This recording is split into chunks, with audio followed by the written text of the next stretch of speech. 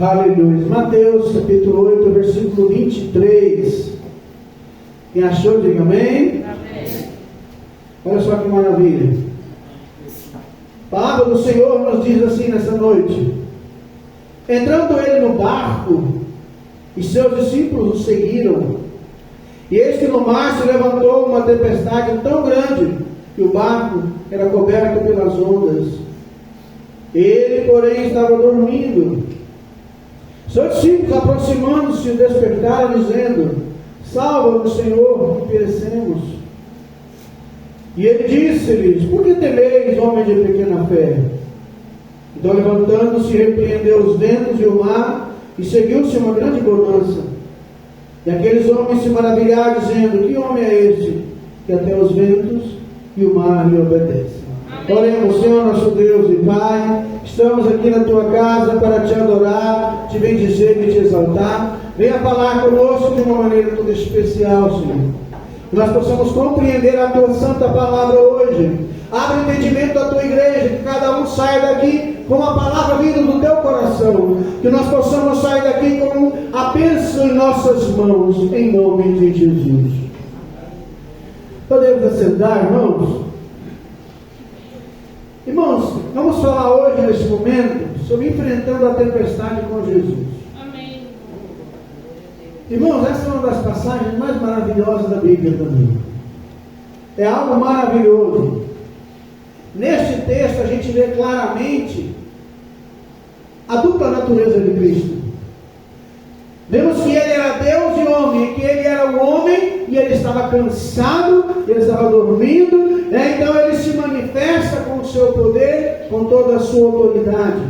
Aleluia. E após um dia exaustivo de trabalho público, debaixo de um sol de quem sabe 40, 45 graus, lembrando que naquela região não tem muita árvore, ele estava muito cansado.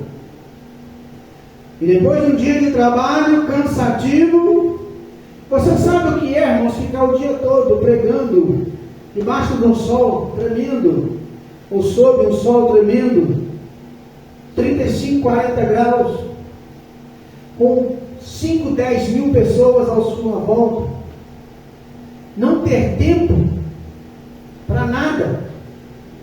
Como é que Cristo ia no banheiro? Como? A multidão, diz a Bíblia, apertava. Quando ele queria ele esconder, ir para sair, fugir da multidão. Mas, olha, a Bíblia diz que ele trabalhou o dia todo, abençoou, curou, libertou, e estava cansado e sonolento, que nem você que não trabalha o dia todo. Né? Tem irmãos que o trabalho dele é tão cansativo, quando ele chega em casa, quando ele vê o sofá, ele não vai nem para a cama. Ele desamonta no sofá. Tem algum que já fez isso aqui? Se aparecer alguns aqui. Aí depois que ele descansa 1 hora, 2 horas, meia hora, ele arruma um pouquinho de coragem para ir para o banheiro tomar um banho. É assim, irmãos. Isso é uma manifestação genuína de que Jesus ele era 100% homem. Diz a Bíblia que ele estava cansado. Eis que sobreveio uma grande tempestade. Jesus estava no barco dormindo porque ele estava muito cansado. Seu trabalho era cansativo. Nós achamos cansativo o nosso trabalho, só que ele ficava cercado, por exemplo, só no milagre da multiplicação dos pães e peixes. Diz a Bíblia que no primeiro milagre havia 5.000 homens, fora mulheres e crianças. Então devia em torno de 10 a 15 mil pessoas. E ele estava o tempo todo cercado de pessoas. E ele atendia a todos indistintamente. Ele não tratava aquele mais pobre indiferente daquele que tinha mais condição financeira. Ele não olhava a aparência do ser humano. Se fosse assim, ele não tinha desviado tremendo, muito, cortou a rota, um lugar mais longe, só para ver uma mulher pecadora. Tinha uma rota mais fácil. Ele passou lá para ver a samaritana, única e exclusivamente porque aquela mulher precisava de salvação. Amém. Tem muita gente lá fora que está precisando de salvação, irmãos. E muitos de nós servimos ao Senhor, nós nem sequer damos a mão para aquelas pessoas. Nós nem sequer olhamos. Muitos estão sofrendo e muitos estão naquela condição. O Ricardo mandou um videozinho, não sei se os irmãos viram, sobre a oração das crianças na escola dominical. Quem assistiu? Pouca gente, né? Mas a oração das crianças na escola dominical é muito interessante. Uma delas falou: olha, eu quero crescer logo, meu Deus. Porque quando eu crescer, eu não quero passar na porta de uma igreja nunca mais. Porque meu pai não vai me obrigar aí. Não é? Lembra? Tem muitos pais que não fazem, eles sabem que é certo, mas ele faz errado, quer que o filho anda certo. Dele muitos falou assim: olha, de 100 homens, um vai ler a Bíblia, 99 vai ler o cristão. Billy Graham falou assim: olha, nós somos a Bíblia que o mundo está lendo. O mundo está lendo, irmãos, é o seu comportamento, é a sua vida. Então você precisa dar atenção indistintamente, ainda que esteja cansado como Cristo. E se estava cansado, mesmo assim, ele dava atenção para as pessoas. Então o discípulo estava enfrentando a tempestade, mas Jesus estava lá no barco. Agora ainda vamos falar sobre isso. Então Cristo alimentava a multidão, curava os enfermos. Tudo isso, irmãos, como o ser humano cansa. Jesus era homem, 100% homem, mas 100% Deus. Ele andou por cima das águas, ressuscitou lá depois de 4 dias. Né? Ele curou o filho da viúva de Naim. Ele alimentou uma multidão, como eu falei aqui, com 5 pães e 2 peixinhos. Ele alimentou em torno de 10.000 pessoas. Alguns dizem mais, eu estou jogando menos. Imagina que fosse só 5.000 homens. Você já viu como é que um homem com fome come? Já viu como é que é o prato do pedreiro? Não gosto de falar do Siloé, né? Siloé é mais moderado, mas tem os pedreiros que batem forte, né, Siloé? Siloé eu sei que ele é um pouquinho mais moderado. Mas tem, já viu como é que o homem come bem? Está tudo no deserto com fome. Passa uma cesta de pães e peixes fresquinho. Só pegar o pão e colocar o peixe e colocar dentro do pão. Será que quando você era criança já comeu pão com sardinha, né? Já não? Não? Rapaz, não comeu nada, não? Também não, teu amigo? Já comi muito. É bom. E pegava até o molho e colocava no meio. Até o caldinho. Então o pedreiro come bem.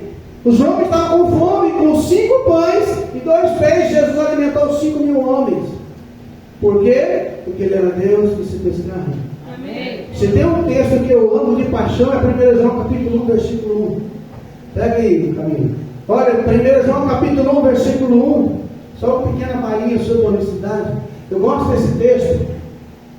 1 João capítulo 1, versículo 1. Falei errado.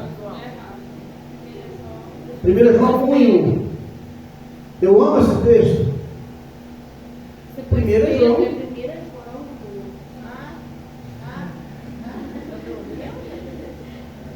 O que era desde o princípio, o que ouvimos, o que vimos com os nossos olhos, o que temos contemplados, olha só, e as nossas mãos tocaram, apalparam o verbo de Deus, ou a palavra de Deus. Amém. Aleluia. Isso era o Evangelho de João capítulo 1, versículo 1. No princípio era o verbo se fez carne. João agora mais velho escreve, olha, nós apalpamos o verbo de Deus. Porque o versículo diz: o verbo se fez carne e habitou entre nós. Olha, nós apalpamos, tocamos a palavra, porque no princípio era a palavra estava com Deus e a palavra era Deus. Verso 14: a palavra se fez carne e habitou entre nós. Então, João diz: nós apalpamos a palavra. Qual? Aquele homem chamado Jesus. Aquele que nasceu de Maria era Deus e homem Deus.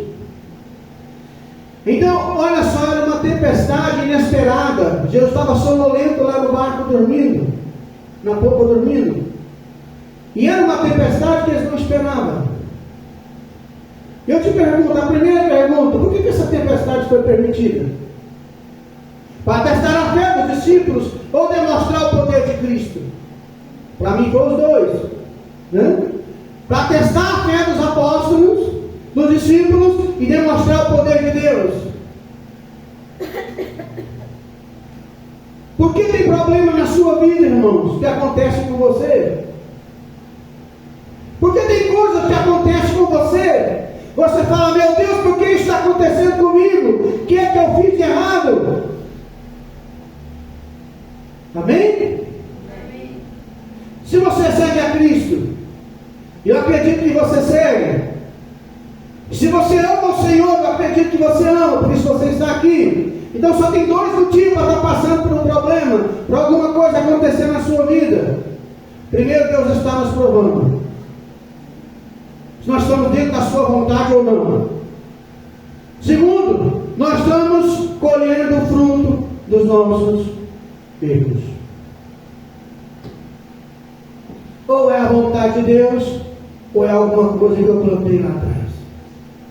Ah, pastor, quando eu aceito a Cristo, o Senhor não apaga? Não, você aceitou a Cristo. Mas o que você semeou, muitas coisas você vai ter que colher. Porque muitas coisas que a gente fez quando era do mundo, você vai ter que ir lá, sabendo que o cristão quando se converte, e se ele andou brigado, magoado, se ele xingou, brigou com um colega na escola, no trabalho, se for jovem, sabe o que você tem que fazer quando aceita Jesus? Vem cá, Micael, você viu na cama, eu sei. Você aceitou Jesus como seu Senhor. Você foi batizado, você arrependeu dos seus pecados. Nem batizado nas águas não foi. Mas você ofendeu esse marruco aqui, né? É maior que eu. Né? O que eu tenho que fazer como servo de Deus? Mas eu não aceitei Jesus. E agora tem Jesus no meu coração, o que eu tenho que fazer? Eu tenho que chegar lá, Micael, lembra? Cada vez que eu briguei com você, eu te xinguei sua família, eu mandei sua mãe para aquele lugar. Por isso, Ele me perdoou tudo aquilo que eu fiz.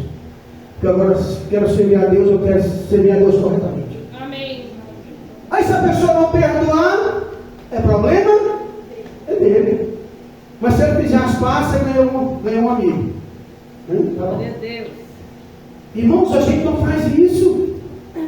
Servir a Deus é diferente. Servir a Deus é você ser um exemplo de cristão. É como eu disse aqui esses dias, é você tentar pensar como Cristo, agir como Cristo, falar como Cristo. Eu vou dar conta? Claro que não. Mas eu posso tentar. Mas mesmo porque Gálatas 6,7, não vos enganei, de Deus não se zomba. O que o homem semear, isso ele vai colher. Então, por que tem coisas que acontecem na sua vida, irmão? Pare e pense, meu Deus, onde é que eu errei? Onde é que eu falhei? Você está com um problema financeiro. Meu Deus, por que o Senhor não abre as portas para mim? Aí Deus fala, meu filho, se eu derramasse um caminhão de dinheiro aqui hoje para você, daí um mês você está derramando um caminhão de dinheiro. O problema não é dinheiro. O problema é você aprender a gastar o que você ganha. Deus faz isso? Claro que faz, irmão. Paulo diz, em tudo dai. Quando eu dou graça pelo que eu tenho que saber, olha, eu não ganho o que o Joaquim ganha, eu ganho aquilo que o meu patrão me paga, aquilo que eu estou ganhando. Então eu tenho que viver feliz com aquilo que eu tenho. Não importa, irmãos. O seu Gustavo Lima tem uma Lamborghini na garagem que vale 2 milhões. Tem um outro carro que vale 5. Não importa se ele tem, não é eu. Eu sou servo de Deus, eu tenho que contentar com o pai que está na minha garagem. É assim que funciona. Não importa se a sua esposa não é a Miss do Universo. Olha para a sua esposa e diga, você é a mais linda do mundo. Você é a mulher da minha vida. E é por você que o meu coração bate todo dia. Como eu falei semana passada, eu sei que eu vou pegar mais tarde. Porque o casal tem que aprender. Um tem que ter paixão pelo outro. Pesquisas realizadas. Depois de 2 anos, o meio de língua não existe mais. Pesquisa científica, irmão, pesquisa realizada. Aí o casal quer que a esposa trate ele bem, quer que o marido trate ele bem, mas não existe não mais. Cadê aquela moça perfumada quando ia ver o namorado? A 1 quilômetro ele sabia que era ela. Não era assim? Cadê aquele rapaz? Quando eu chegava, irmão, lá, para ver a minha namorada, que eu me esposa, lá na esquina, ela já sabia que era eu. E era pior que a verdade. Depois você procura ela, por quê? Eu não vou te contar não. Se ela quiser te contar. Até meu sogro fala, mas eu divino. Falava ou não falava? Por quê? De longe ela estudava. Né? Meu carro, eu estou lendo, os rock lá. Quando eu chegar e falar, meu Deus, minha filha vai casar com um deles. Fazer o quê? Se ela apaixonou? Isso era melhor que os outros tudo? Não, mas é. Por que ela casou? Porque eu sou melhor. Por que eu casei com ela? Porque ela é melhor. Irmãos, olha a igreja. Pensa numa coisa importante. É a família. Falou você agora. Família, não quando eu não estava falando. Família é a coisa mais séria. Se o seu casamento vai bem, a sua vida espiritual tem que caminhar junto. Mas se o seu casamento vai mal, tudo vai mal. Então nós, os discípulos, olha o que aconteceu. Eles ficaram atemorizados com a fúria da tempestade. Quantas vezes você ficou preocupado com um problema que veio na sua vida? Desesperado, impaciente, tentando buscar solução sozinho. Eles tentaram tirar a água do barco. Chamaram, quem sabe, juntou todos os apóstolos, e todos os 12 que estavam naquela embarcação. Pedro, Tiago, João, Tomé, Bartolomeu, todos eles começaram a tirar água. Quando viu que não dava certo, foi lá chamar o mestre. Irmão, você está passando um problema. Mas sabia que Jesus está dentro do seu barco? Quem tem o Espírito Santo na sua vida, irmãos? Eu vou te dar um exemplo bíblico. Quando Jesus expulsou os demônios do endemoniado gadareno, né? Lá em Gadara, o que aconteceu? O demônio falou assim: olha, permite-nos entrar naqueles porcos. Tinha uma grande manada, se não me engano, de em torno de 2.000 porcos, não foi? Jesus falou assim: pode, porque a alma humana vale mais do que 2.000 porcos. Não é porque o judeu não come carne de porco, é porque o ser humano vale mais que uma manada de animal. Nós somos mais importantes do que tudo. Aleluia. Mas quando aqueles animais se precipitaram no despenhadeiro, o demônio foi com ele. O Espírito Santo está dentro de você. Tudo que você passa, o Espírito Santo vai passar junto, irmão. Jesus está no seu barco. Amém. Lembra quando Paulo estava viajando para Roma e algumas pessoas estavam querendo, viu o barco ia afundar, colocaram o bote, sair, que Paulo falou: olha, se esses homens saírem do barco, vai tudo morrer. Mas quem ficar no barco, o barco vai espatifar, mas todo mundo vai se salvar, porque eu estou aqui. Eu sirvo a Deus, o meu Deus garantiu. Quem está aqui dentro do barco não morre. O povo ficou com medo de Paulo, tem um temor. A palavra do servo de Deus impõe temor. Nós estamos falando, o povo não tem temor mais. Por quê? Nós não estamos dando testemunho mais. Billy Graham falou outra coisa muito importante. Falou assim: olha, sabe por que o pecado está tão alastrado? Porque o ser humano perdeu o medo do inferno. Sabe por que a crentaiada de hoje, perdão da expressão, já não serve a Deus como antes? Porque perdeu o medo do inferno. Está todo mundo indo para o céu. Não importa como você está, eu ainda sou daqueles que acreditam em Hebreus 12, 14, em Levítico 20, seguir a paz com todos a santificação, sem a qual ninguém verá Deus, Hebreus 12, 14. Levítico 20, verso 26, serei santo, porque eu, Senhor, sou santo, e vos separei para ser meu. Irmão, como é que eu posso ser de Jesus e continuar vivendo do mundo? Como é que eu posso ser casado e continuar na prostituição e andando com 2, 3, 4 mulheres? Não dá. Ou eu me caso para viver única e exclusivamente para minha esposa, ou eu vou Você se casou, irmão, para viver para o seu marido. Amém. Você não vive para você, para o seu marido. Ou então você rasga 1 Coríntios 7 da sua Bíblia. A mulher casada cuida das coisas do mundo e como agradar o marido. Não é seu marido que tem que te agradar, é você que tem que agradar ele. O homem é a mesma coisa. Eu não tenho que agradar, eu não tenho que a minha esposa me agradar, eu tenho que agradá-la. Amém. Ou então não casa. Glória. É assim, é. Simples assim. Eu não casei para ser feliz. Eu me casei porque eu era feliz e queria fazer minha esposa feliz. Quem não é feliz não pode se casar. Quem não se ama não pode se casar, porque não ama, não consegue amar ninguém. Eu só amo o outro quando eu me amo. É bíblico, no primeiro Evangelho de João 3, 34 e 35. Né? Verso 33 e 34. Novo mandamento vos dou, que vos ameis aos outros assim como eu vos amei. Então os irmãos ficaram impacientes. Peguem Marcos 4, 38, que eu gosto muito dessa versão. Marcos 4, 38. Quando os discípulos vão chamar Jesus, o evangelista Marcos diz assim: e ele estava na popa dormindo. Jesus estava na popa dormindo sobre uma almofada, travesseiro. Despertaram-no, dizendo-lhe: o que os discípulos disseram, mestre, não te importa que pereçamos? Mateus não fala dessa maneira, mas eu acredito que os discípulos foram despertar Jesus assim: ó Senhor, isso não importa até morrer, não, o barco está afundando. Nós vamos afundar, só vai afundar também. Muitas vezes nós estamos dizendo assim: Senhor, isso não importa que eu estou passando, não. Você não vai fazer nada, Senhor. Eu estou orando, estou jejuando, estou consagrando, minha vida não muda. O que eu tenho que fazer? Ter fé e esperar no Senhor. O que diz Salmo 40, verso 1?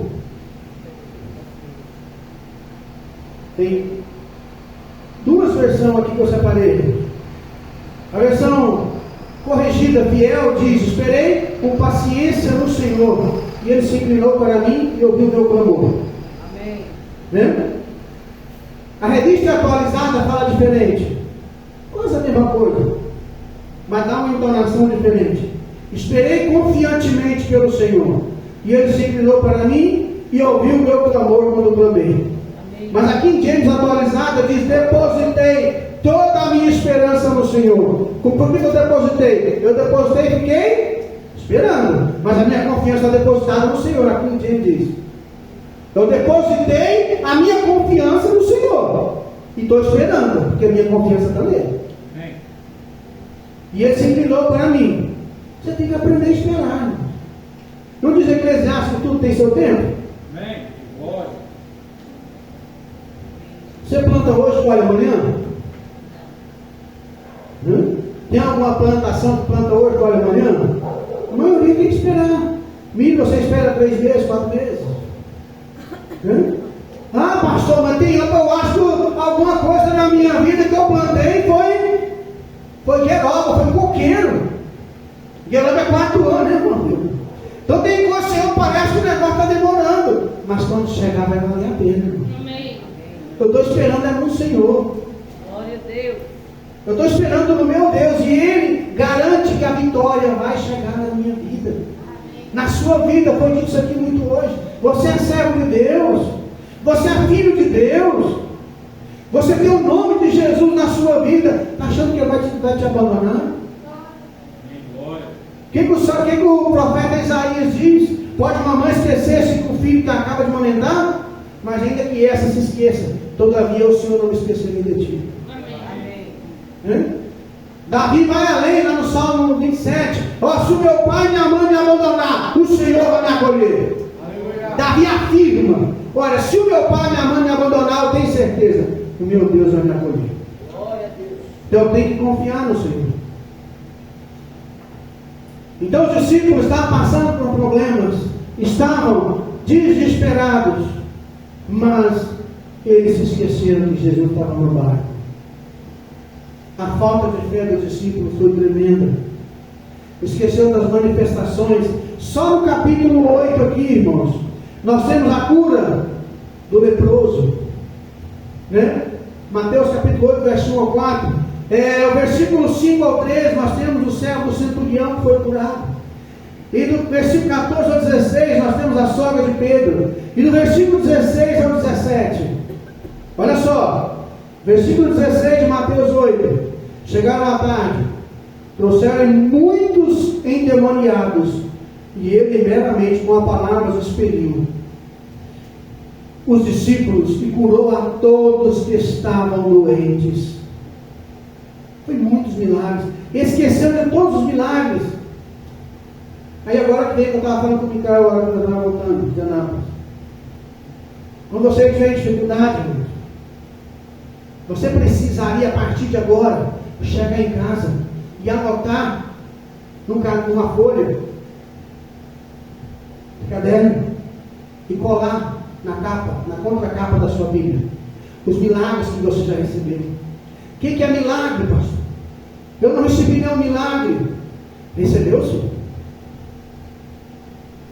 Quer ver como você recebeu milagre? Vem cá, cara. Uma hora tem que ser você. Está ficando matando Pedro?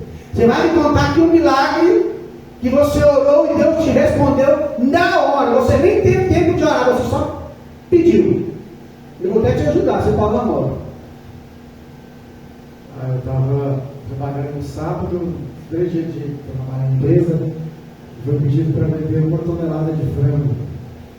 E já era 11 horas da manhã, praticamente, eu tinha vendido 1 quilo. Já que você era o pedido. 1 hora da tarde. E para quem tinha vendido 1 quilo, né, por 1 tonelada, faltava só 1.000, né? Só 1.000 quilos. E eu entrei em desespero e parei a moto ali perto de Santa Terezinha ali. Eu parei a moto e eu passei no canteiro mesmo e orei e falei, Senhor, eu preciso da intervenção do Senhor. Em nome de Jesus, eu preciso do teu milagre. Irmãos, foi questão de minutos. Mas a oração que eu fiz para Deus, eu não estou pedindo que o Senhor pense alguém preguiçoso. Eu já trabalhei, eu já me esforcei, só que não está dando certo. Eu preciso que o Senhor abra as portas que estão fechadas. Amém. Irmãos, quando eu acabei de orar, não foi 10 minutos, eu vendi 1 tonelada e 600. Amém. O pessoal começou a ligar, a mandar mensagem, e Deus eu quero que você faça esse tipo de milagre, coisas pequenas, aparentemente, que a gente acha que o milagre é só quando um coxo anda, quando um paralítico anda, quando um cego é curado. Isso é milagre do mesmo jeito. Você pediu, recebeu?